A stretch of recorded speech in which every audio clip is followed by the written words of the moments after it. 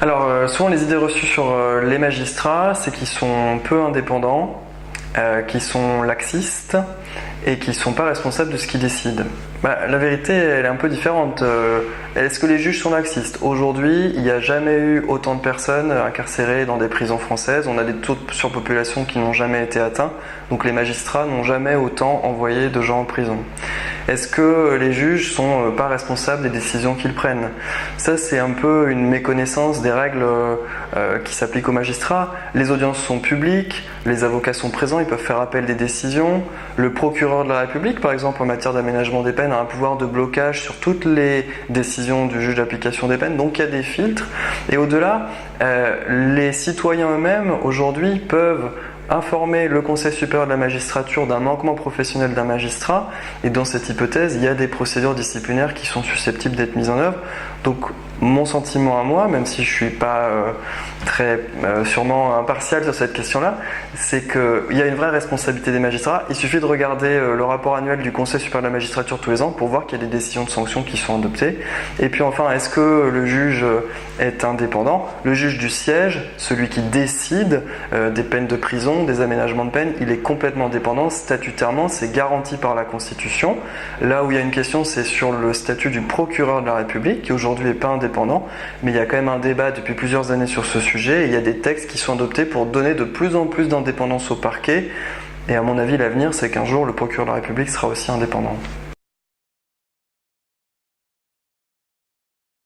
Alors la relation entre les juges, la justice et les médias, elle est très compliquée. D'une part pour des raisons un peu statutaires, puisque les juges sont tenus à un devoir de réserve, donc la communication est pas toujours possible et c'est un exercice difficile. Aussi parce que les sujets de justice sont des sujets dont l'opinion publique, les politiques s'emparent, sont des sujets souvent très passionnés sur la lutte contre la récidive par exemple, et où très souvent les discours qui sont tenus par la classe politique, par des victimes, sont pas des discours tout à fait en phase avec la réalité des choses, mais les magistrats communiquent pas.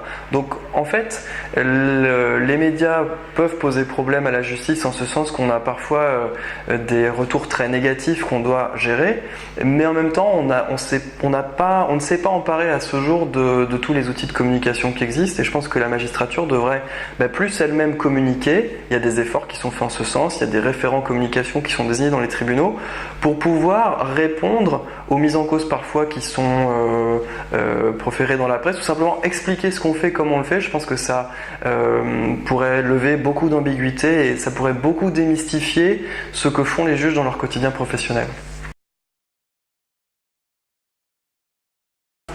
Alors le métier de magistrat, c'est un métier qui évolue, notamment de par tout un tas de processus de dématérialisation.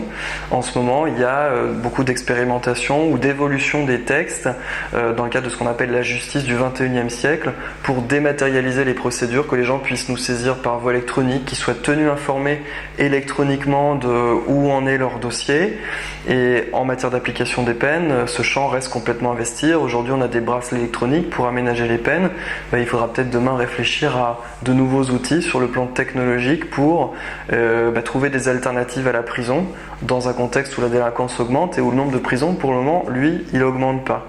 Et au-delà, l'avenir de notre profession, pour rebondir sur la communication, je pense, ce sera de beaucoup plus communiquer sur ce qu'on fait vis-à-vis des victimes, vis-à-vis du grand public, expliquer, être dans un travail de pédagogie qui aujourd'hui manque cruellement et qui, à mon avis, permettrait d'être dans un mode de fonctionnement de la justice beaucoup plus apaisé que c'est le cas aujourd'hui.